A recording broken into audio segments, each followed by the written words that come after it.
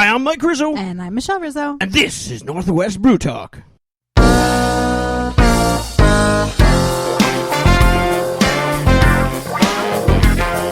Welcome to Northwest Brew Talk, the #1 podcast on Washington beer. This is episode number 64.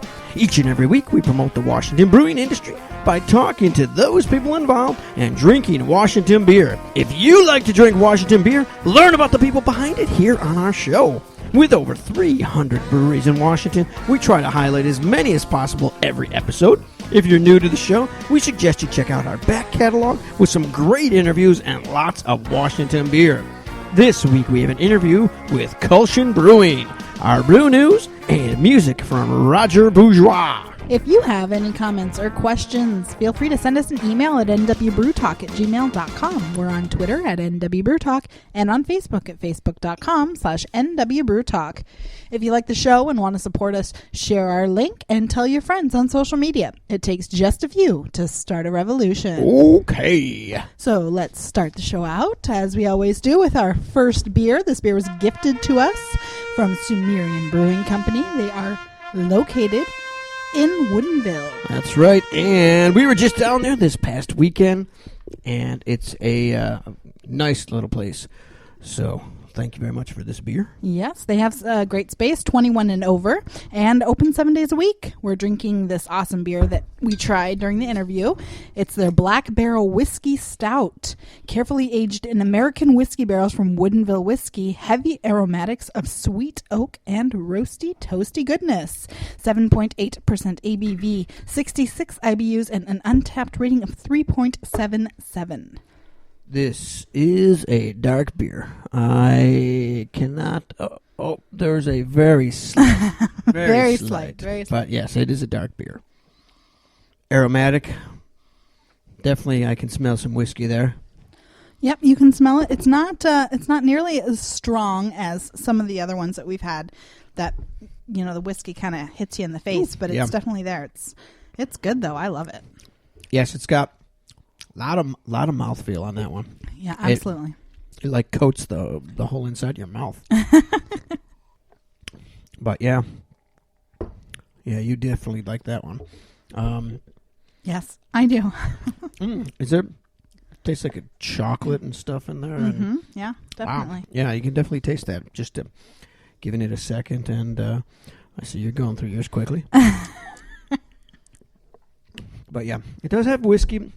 But it's not a biting whiskey flavor. It's you can taste it, but it dissipates pretty quickly. Yeah, and you know, a lot of those that we've tried, they're real strong, and it's like you're taking a shot at whiskey sometimes. Yeah, it really is. So I'm not a huge fan of that, but this I tried it and I went, wow, that's good. Now I'm not a big whiskey drinker anyway, so I guess I don't recognize the flavors. Yeah. But it is good. It does have a nice flavor to it. Absolutely. I definitely like that. All the different flavors that you can taste. It's good. All right, and now on to our brew news.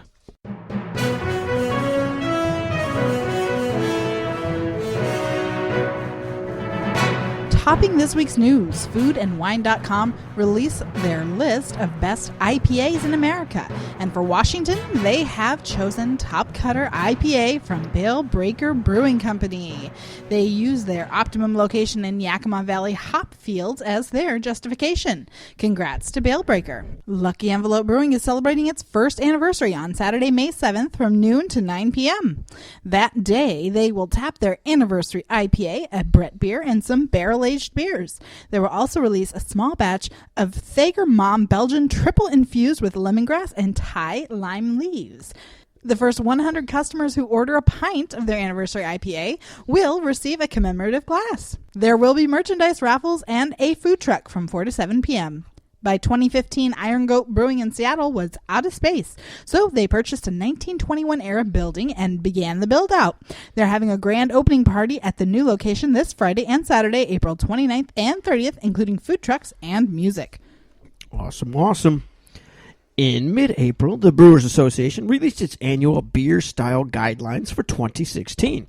Over 100 total changes were made to this year's version, including 8 new styles, creating 152 total, including Contemporary Ghost, Specialty Saison, Finnish style Sahti, European style dark lager, and pumpkin squash beer.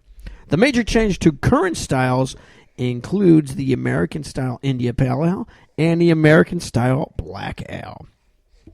Those will be interesting at the competitions. Brewery updates this week include 3 major changes. In the Shadow Brewing in Granite Falls, who we interviewed on episode 35, outgrew their 3-person tap room. While searching for a new location, the brewery has closed. They don't know how long it will be until they reopen. They said it could be 6 months, could be a year. But we will let you know when they do. Yeah, definitely hoping that they can find a space big enough and maybe, get a little more business in there. They were open only for, scheduled people to come in. So yeah, definitely. It'd be nice to have a space to get to. Yes. Burdick and Lowercase breweries in South Seattle seem to have a perfect adjoining location, but the authorities placed harsh restrictions on both tap rooms, forcing them to close. Both breweries are still in business. Lowercase has already found a location for a new tap room in Georgetown. Burdick is still looking, but both breweries have their beer available in additional locations until their tap rooms open. The Ram Restaurant and Brewery is expanding to downtown Tacoma after they purchased old Nisqually Power Station building in downtown Tacoma. Ram Chief Operating Officer David Iverson confirmed the purchase and said, quote, "The Nisqually Power Station was somewhat of an emotional purchase for us. The opportunity to own and preserve such a beautiful historic building in Tacoma's brewery district was too tempting to pass up, and it's something that we've been considering for some time," unquote. The project is expected to be completed in 2017. Thanks to thenewstribune.com for the story. This Saturday, April 30th, is April Brews Day in Bellingham. Food and dozens of breweries highlight this annual event to be held at Depot Market Square and benefits Max Higby Center. Food and dozens of breweries highlight this annual event to be held at Depot Market Square and benefits Max Higby Center. Pike Brewing Company is presenting the 5th annual Women in Beer. This celebration features women involved in the Northwest craft beer industry, along with local women cheesemakers, restaurateurs, cider makers, chocolatiers, and more. The event will feature over 35 local breweries, cider makers, cheesemakers, restaurants, chocolatiers, and more, and takes place on Monday, May 16th from 5 to 9 p.m. at Pike Brewing Company, and benefits Planned Parenthood of the Great Northwest and Hawaiian Islands. What is TV's top chef Chad White planning in Spokane?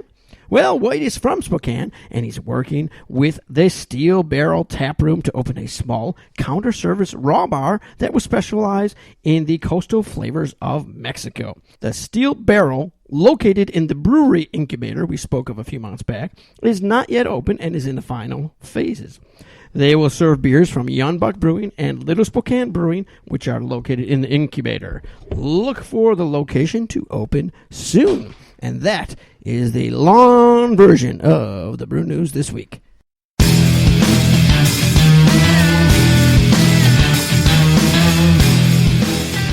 Welcome back to Northwest Brew Talk. If you want to submit news to Northwest Brew Talk, feel free to send us an email to nwbrewtalk@gmail.com.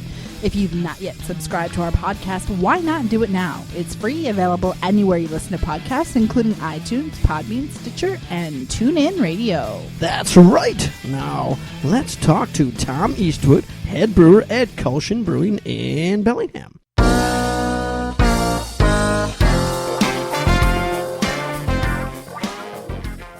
All right, Tom, why don't you give us a little background on, how you got involved in brewing to begin with?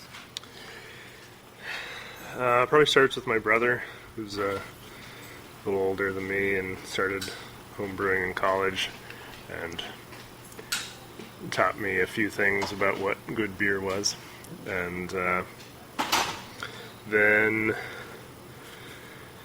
I helped a friend, always wanted to get into home brewing and try my hand at it, but just, never splurged for the equipment. Mm-hmm. I helped a friend move who purged his equipment onto me, and then it took about, 2 weeks before, that's all I was doing, about 3 times to 4 times a week. Really? And so then pretty much dove in. That led to a job at the homebrew shop because I was there enough. And here in Bellingham at North Quarter. And so from there, Boundary Bay needed a keg washer. And so then I was working at both places for a bit, and then I was moved full-time at Boundary doing keg washing and cellar work. Then I took the MBAA malting and brewing course in Madison. It's a 2-week short course. And from that point, I was kind of sending my resume to any brewery as far as Norway, and really, as anywhere I could go. Mm-hmm. So I was ready to dive into it. So that led to a job at Trumer Brauerei in Berkeley, and then worked a year there, and then took a job to move closer to home, and in Seattle, and then that's the beginning of brewing, I guess, and then that led to me being back in town in Bellingham, where I grew up, and talking to some folks at the Copper Hog, and they knew Dave, who was starting Kulshan, said I should give him a call, and one thing led to another. Helped him out on a kind of a volunteer basis, finishing construction, and then shortly after that, I became the head brewer. So, when you were working in California, you were doing brewing there? Mm-hmm. So, yeah, Trumer's, I've continued a lot of the philosophies I learned there, but one of the coolest parts is that everybody was cross-trained. So, okay. So brewer, filtration, packaging, you basically rotated through everything in kind of a 2-month kind of cycle. Yeah, that's good too. So you got a little bit of knowledge in everything. Right. And then, so I've tried to continue that as much as possible. We have about 8 brewers right now, and I try to rotate through everyone as well. Oh, yeah? Since we built K2, it's been hard to do that with 2 facilities. So it's gotten a little bit more isolated, but still the ultimate goal is just to have everybody capable in every position. Okay. So you were brewing home brewing 3 times a week, 5 gallons? 5-gallon batches, yeah. What were you doing with all that beer? I had a lot of happy friends. Yeah. Yeah, it's a lot of beer to be brewing in a week. Yeah, I don't know. I'd go through it. Yeah. So, now, Dave that started the company, he was a home brewer, wasn't he? Yeah. So, he had his own recipes, right? Yeah. Now, did you contribute anything when that came about? When Kulshan first started, he developed a lot of recipes with his good friend Tony Powell, who's the head brewer at Bellevue Brewing now. Okay. And was the head brewer at Fish, and they worked together at Fish for a long time, 7+ years or so. So they had, I want to say, 8 or so recipes, most of our standards, and then I've subsequently changed most of them over the last few years. No, they're an adaptation between the 2 of us, I guess. Okay. Yeah, so I was going to say, he kind of got more into the business side kind of early on because business grew pretty quick, didn't it? Absolutely, yeah. So, when it comes to the recipes, how much influence does he have? A little bit. I mean, not a lot. Yeah, a lot of it's you and your team, I'm assuming. Yeah, mostly me, and then within the last 6 months, it's kind of been a new goal is to get everybody contributing in more ways in recipe development as well. Okay. So I kind of still hold the hat to final say in recipes, but we've done a couple new lagers. Some have just come out, and some aren't out yet. And so one of our guys, Sam Milne, he's kind of in charge of lager development and doing the more R&D side of it, and then we talk about it and put the final recipe together. Wes, who you just met, the lead brewer here at K2, is working on an export saison they just brewed a week or two ago as well. So, yeah, diversifying other people's input, and as well as focusing on more in-depth research than as we grow. So the business was growing. The original location was at capacity. At capacity within about a year and a half. We added tanks constantly, and then there was no more space. Right. Yeah. So you were brewing a lot. We were brewing a lot, yeah. Yeah, brewing a lot. And so did it give you, especially with the growth, did it give you time to develop new recipes, or was it a lot of just keeping up with demand? We did, within the first 2 years, we were doing 35 around there styles within a year, and having about 8 standards. Okay. So we definitely played around, but between that second and third year, that all kind of went away because we couldn't keep up with the main styles. So there'd be a few, but I don't know what we did between that time. We probably did 20 styles or something, but it was a big drop off. So now we're in a new kind of flurry of being able to experiment again with adding the second brewery. So like I mentioned, lagers, which we did once before, but kind of got burned a little bit for it, getting behind with other beers. Oh yeah. But so far it's working out now. Yeah. So when it was time to open K2 here, is this the building completely new, everything? Or? The building was here, Okay. But it's basically just a shell. Okay. And then all the cement was taken out and new floors poured. So the walls and roof are the same, but that's about it. Really? So you had a lot of input in this. Dave was the main construction and planning. Right. I had a lot of input on tank and vessel sizes and the brew house.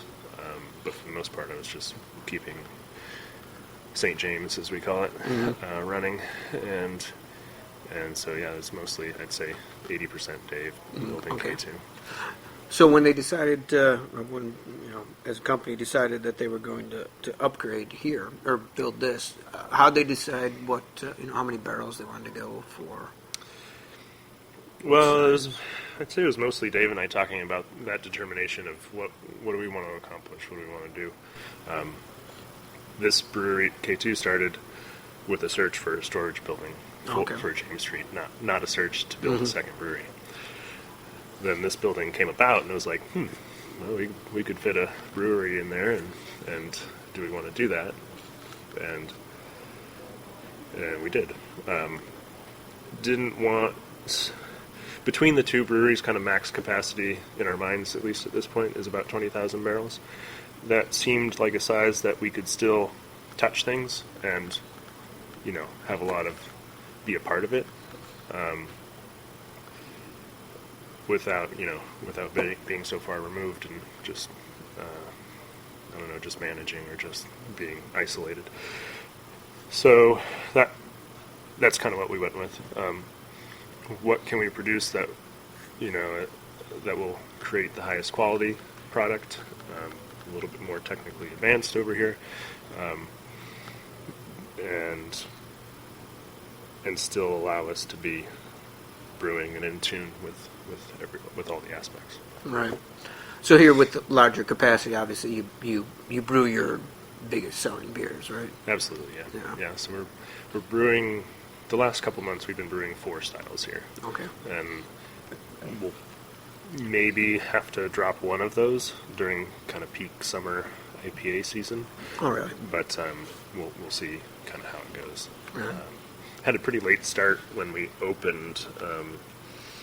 Construction was a bit behind, at least 6 months or more. And so we don't have a great idea of what last year is going to Okay. mean for this year. So that's why Right. it's kind of, we'll do everything we can and see what we get. Right. So, as a brewer, you've, and as a company too, they've won some awards. Yeah. And in fact, 2014 was Large Brewery of the Year. Right. So that has to reflect pretty strongly on you as head brewer, right? Yeah. Yeah. Do you take, what do you take out of winning awards? It's interesting. I have mixed feelings. Yeah. I'm pretty competitive, so it feels good to win.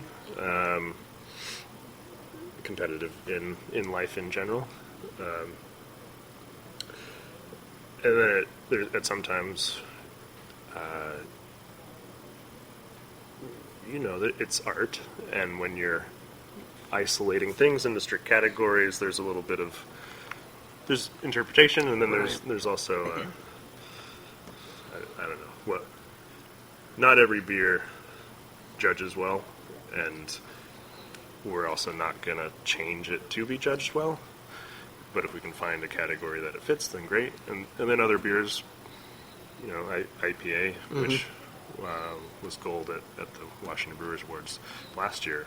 That's certainly is a beer that has a pretty standard category that it is Sure. aimed to fit into. And a lot of IPAs that you have to go against too. Yeah, I think there was at least 70 IPAs in that competition. I have started weaning us out of some competitions. I think the Washington Brewers Awards is a great one because it reflects our community and our judges are local basically for that. National competitions can be interesting when you have judges from all over the country and beers are different, so their tastes are different. Mm-hmm. So there's that element too of just subjectivity. Right. But most of our beers, 80 to 90%, always consistently move on in competitions. So that's at least a great metric that we're making well-made, clean, balanced beers. Right. And that's the ultimate goal. So that if anything, has as much as a gold medal randomly for a Russian Imperial Stout or APA. So the medals are nice, but It's not the end goal. Yeah. seeing that people are buying it and drinking it, that's important too. Absolutely. Yeah. Yeah, and then there's beers that us brewers want to drink, and then there's beers that society wants to drink, and then there's beers that judges judge well. So, Right. So all of those, it's rare that those are the same thing.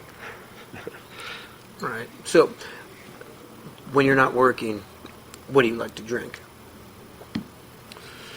Even if it's not beer. Mostly beer. Belgians. I think my favorite's Hop Senior is a Ed Anchor Brewery Golden Corollas series, and the Hop Senior is basically a hoppy strong blonde, not unlike Papa Ring's Hanwha Ale. And those kind of do it for me. Yeah. Other than that, a good dry stout, Guinness does very well. And that, a lot of the time I start to turn that question into, one beer for the rest of your life kind of thing. And so both of those hoppy light Belgian pales and a dry stout fit well for me. Yeah. Yeah. So what drives you as, I know you said you're competitive, so what drives you as being a head brewer at Kulshan? I think beer is pretty dynamic. I've kind of been, I'm not finished with this analogy, but the ABCs of brewing, I've kind of been calling it, is agriculture, biology,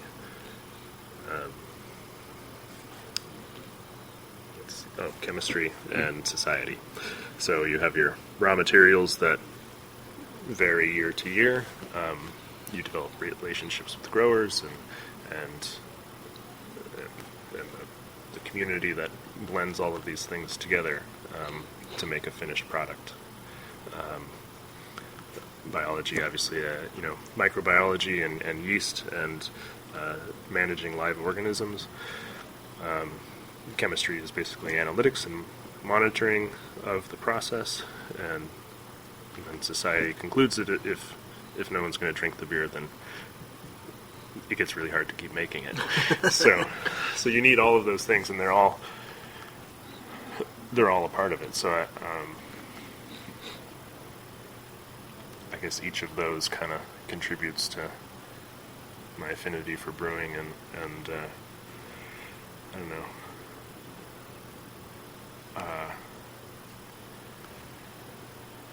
I don't know how type A I am, but certainly cleaning and routine and regimented process means a lot to me, and that almost becomes part of the art, is that rigorous cleaning and process mentality. Is that something you expect of the brewers that work for you? Absolutely. Yeah. So, you said you've got 8 brewers? Yes. That's a lot of brewers. Well, and again, they're all brewers, but they do many okay. tasks. So, 8 people aren't brewing all at the same time. Right. We rotate through, and yeah, with the new brewery, people were getting a little bit more isolated into specific roles, just as we were growing and figuring things out. But yeah, we are starting to rotate people right about now, and also kind of started a new action plan for development of the brewery and giving each brewer a specific research kind of point. So for everything from focusing on filtration and yield improvement, really trying to maintain everybody's individual role to the brewery, so that it's not one person is in charge of whatever area. Right. So it's a team game. Right.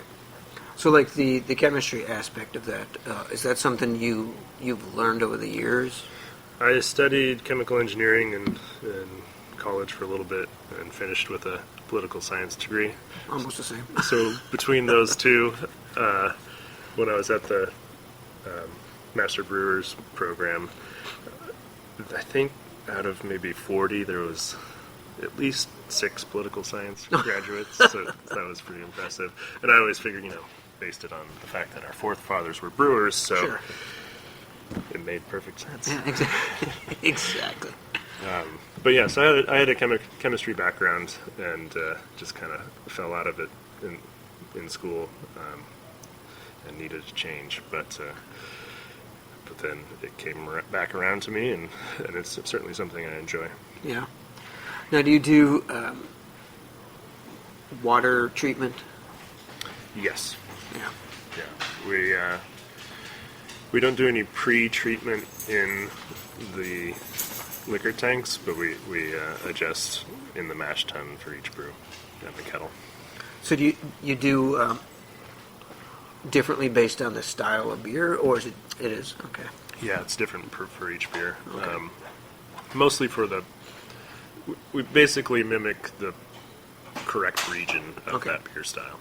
And Bellingham's water is extremely neutral, so you're basically starting from scratch, so it's easy to do. Okay. If it's the other way around, you have to get it back to zero and then adjust forward. Okay, cool. So when you're developing recipes, how do you develop one? What are you going through? You decide you're going to do whatever it is. I guess it can vary with the beer quite a bit, obviously, but for the most part, I focus on what was the beer supposed to be 100 years ago. Okay. I kind of always start with that historical basis. We just did a beer that is the opposite of that for me. We kind of stepped out of my comfort zone a little bit, which was to do a collaboration with a bike company in town transition cycles, and basically we all met. They had an idea of what they wanted. Gave them 5 or 6 tastes of our beers, and I kind of had a specific range that I gave them to be like, okay, so this has these kind of biscuit toast notes. Do you like that aspect or no? Isolated each beer for that kind of purpose. Gave them the Sunnyland IPA to show that citrus note and that strong kind of grapefruit character. Is that's where do we want this? And we were making an IPA, and they were debating between kind of a session IPA or an IPA, standard, and kind of went middle of the road, about 5.6 ABV. So I kind of started there, and went with a fruitier hop, which I kind of stay away from. Citra is about as aggressive as I typically use. So we used Calypso, which was new to me, and part of my goal with that was like, well, let's give you what you want, which is kind of a light fruity IPA, and give me what I want, which is to experiment and see what this hop is going to do for us. So we just moved that beer to the Bright Tank the other day, and everybody is pretty happy so far. Oh, yeah? So that's 2 different recipe formulations. One focused on the historical beer style, and whenever I'm doing that more specifically, I certainly try some of the styles that I hold high in regard to that beer, to that style, and just kind of think about the overall body, what we're trying to achieve, how malty and that toast biscuit note, if any, or crystal or whatnot, and then the ultimate goal is aimed to be historically accurate as well as balanced and approachable. So how do you go about the historical aspect of it? How do you try to determine what it was? Well, it's always interesting. We start getting into philosophy a little bit, because what styles are even true that are mass produced? You have Saison's one of my favorite styles, and I don't know that we can try a true Saison of 1810. I don't think they exist. Pretty rare to find one under 3%, let alone 2%. And ours is kind of, at 4%, I'd say is quite moderate, but still is excessive for the historical style. So it's a blend of,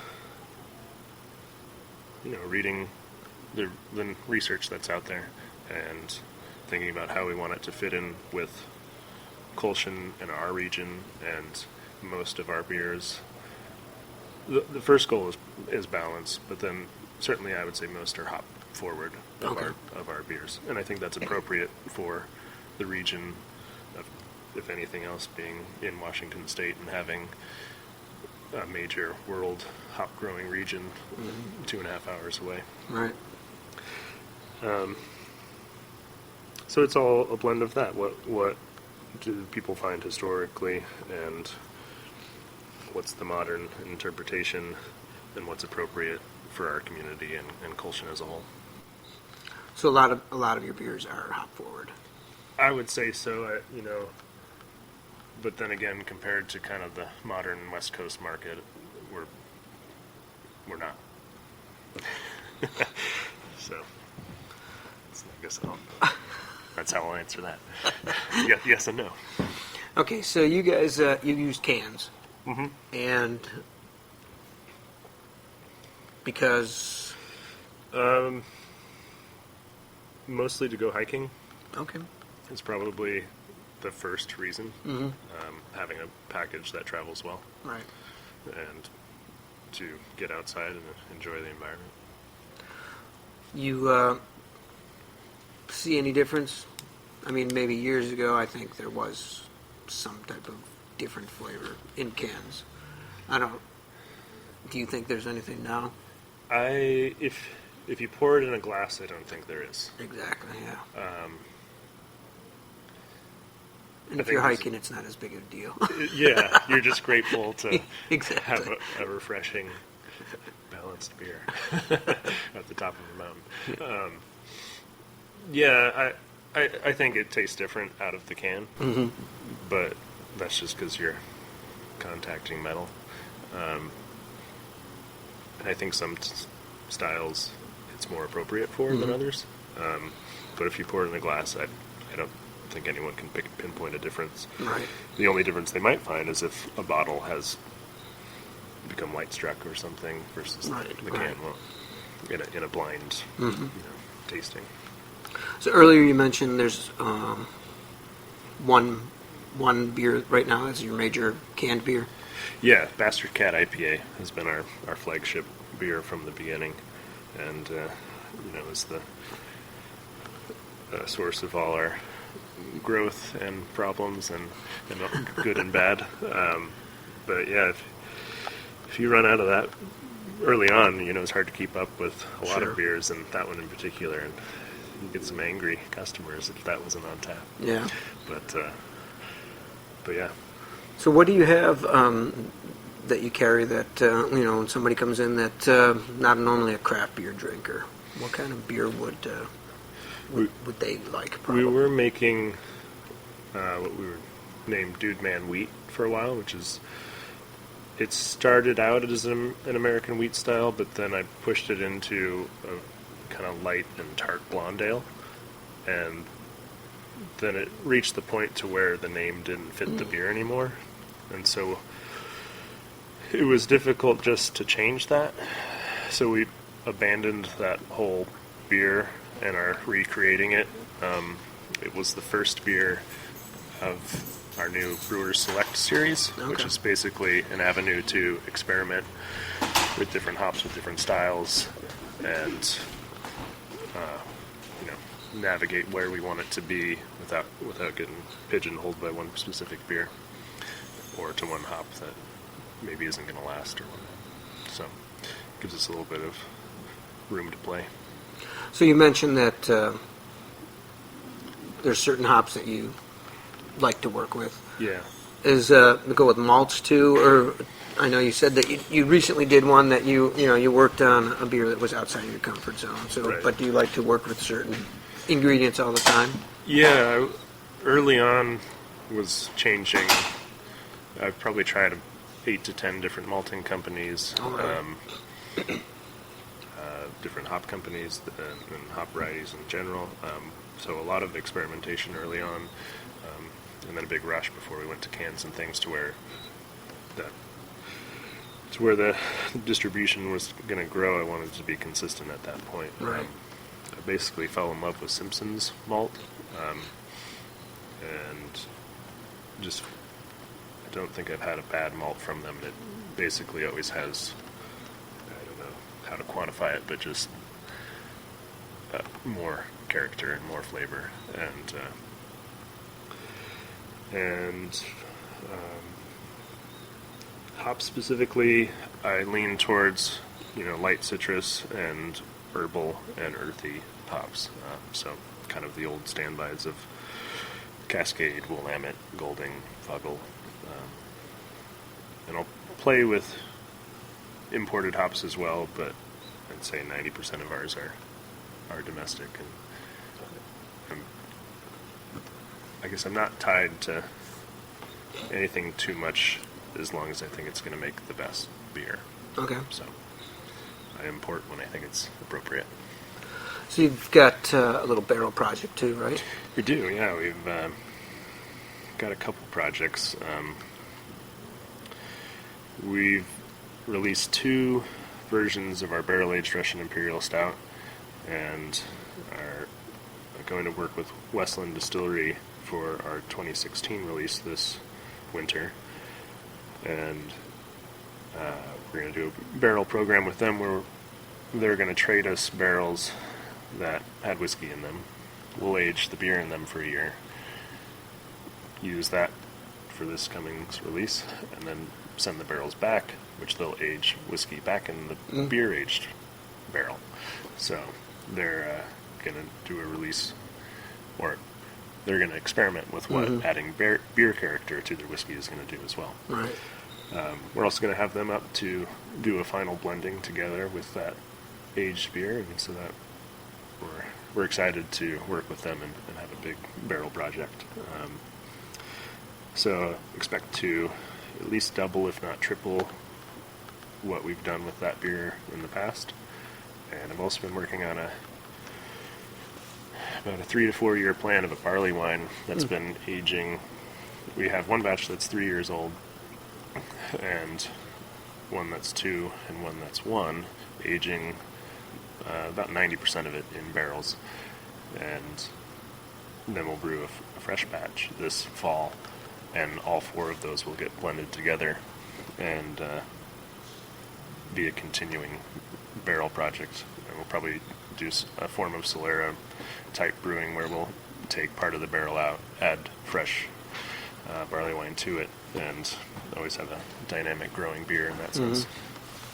So is the St. James location, is that your experimental brewery like was originally intended? Yeah, it took a little bit longer to get to that point for just for all the production to get up and going here at K2. But yeah, within the last 3 months, I think they've done probably about 80 to 90% of just new experimental beers. And over the last 6 weeks, we've had 6 new beers each week released. Nice. We've got at least 2 more ready for the next few weeks, and I think we might break our week release streak, but we'll have about 3 or 4 more in the following weeks after that. Nice. So with building this brewery, distribution was obviously in the picture on what you wanted to do. Are you guys across the entire state? We are not, just down the coast to about Olympia area. And you're putting out that much beer, huh? We are. Wow. Yeah. And I don't know the exact percentage. I'd say at least 60% of it's still in Whatcom County. Really? Wow, impressive. Yeah. Very cool. All right. Well, Tom, thanks very much. Absolutely. It's great meeting you. Same here.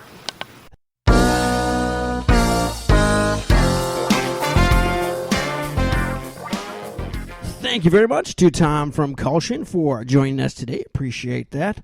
We will be right back after a music break from Roger Bourgeois.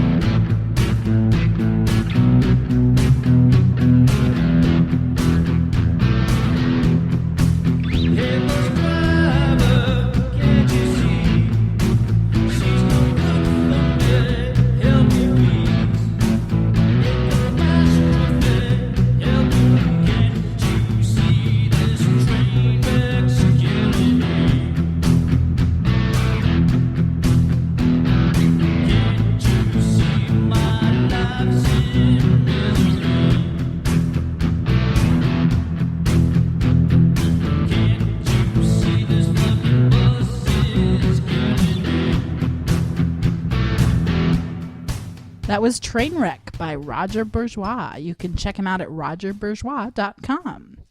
If you want to have your music played on Northwest Brew Talk, contact us today. And now let's try our second pour of the evening from Schilling Hard Cider. They're located in Seattle and open to all 21 and over, 7 days a week. We're drinking their Lumberjack Rhubarb Cider. This axe-swinging lumberjack will make you want to get lost in the woods. He's earthy, rugged, and just the right amount of dry. But underneath all that rough and tough, he's as sweet as an early autumn pear. 5% ABV, 3.5%, 3.5 rating on Untappd. This is, it looks like a very slight red tint to it. When I was pouring it, it's like very slight, like the rhubarb. Also, wanted to mention that they have, they only use GMO-free apples. Nice. They're also vegan and 100% fresh pressed apples, vegan and gluten-free. I'm guessing that's what apples are. Vegan? Vegan, gluten-free, since there's no wheat in it. You never know. They try and add in some wheat wherever they want. I mean, Yep. they don't, but people do. This is good. This is really good. Oh, I guess I should try the beer. Mm-hmm. Or cider, rather. Yeah, it's good. It is very dry, but it's got a nice little sweetness to it. Oh, wow. All right. That's pretty good. I like the flavor. A little dry. Also, they got a little... Is this our first cider that we're doing? I believe it's only our second one. We did one last year. But no sugar added, too. Yeah. But there's since there's so many cideries in Washington, we really need to start covering some, especially since they're hard cider. And I don't think anybody's covering them, so we might as well do it. I do like it. I do like it. It's got a nice little tartness to it, yeah. which I like, and that's good. That's good. I want you to give me fresh beer. You serious? On to this week's fresh beer, now on tap at Five Rights Brewing. Their early season Saison, Prescription Springish Saison, features a wonderful interplay between the tart and peppery notes from their house yeast strain and the bright and fruity notes from the Cascade Beer Candy Blood Orange infused candy sugar.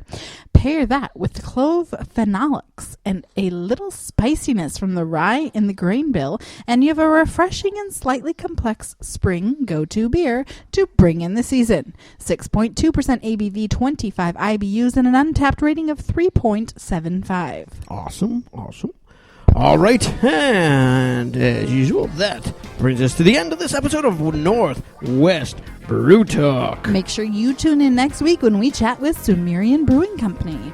Okay, we promised a shout out to the Growl store in Capitol Hill, Seattle, from one of our upcoming bands, Great Spiders. So, hey, we will stop in one day. Absolutely. Okay, this show is written and produced by Michelle Rizzo and myself. If you want to contact us, you can email us at nwbrewtalk@gmail.com or find us on Twitter at nwbrewtalk. Our theme music is from Gilbert Neal. You can check him out at gilbertneal.com. Until next time, I'm Mike Rizzo. And I'm Michelle Rizzo. Stay hoppy, my friends. Ram cheap. Ram cheap. I am Ram cheap. The first 100 customers. Always a good customer. Wow, that beer's hitting you already.